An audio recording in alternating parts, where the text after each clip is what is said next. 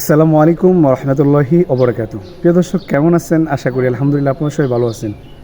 আজকে আমাদের গ্রাম সম্পর্কে কিছু জানবো আর আমাদের গ্রামটা আপনাদেরকে ঘুরে দেখাবো। আপনারা সবাই আমাদের সাথে থাকুন। আসসালামু আলাইকুম রহমতুল্লাহি ওবরাকাতু। ওয়ালাইকুম আসসালাম রহমতুল্লাহি ওয়া বারাকাতুহু। ভাই, আপনার নাম? আমার নাম নূর হোসেন। নূর হোসেন, আমাদের এলাকার বড় ভাইয়ের। আমাদের এলাকার যে গ্রামগুলো আছে, এই গ্রামটা কিরকম লাগে আপনার থেকে? আলহামদুলিল্লাহ ভালো। আলহামদুলিল্লাহ অনেক ভালো লাগে। আমাদের মসজিদটা কিন্তু অনেক সুন্দর।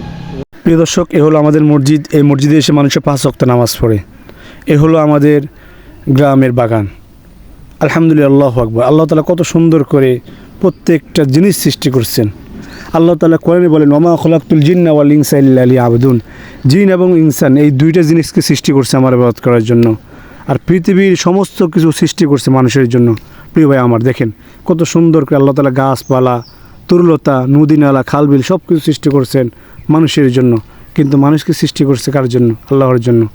কত সুন্দর দেখেন। আপনারা যারা ঢাকাতে থাকেন, গ্রামে আসবেন। গ্রামে আমাদের জন্ম। গ্রামকে আমরা ভুলবো না। গ্রামটা আমরা দেখব। বছরে একবার হলেও গ্রামে আসবেন। গ্রামের মানুষগুলোকে দেখবেন। কত মানুষ আছে অসহায়, আমরা তাদেরকে সাহায্য করব ইনশাআল্লাহ।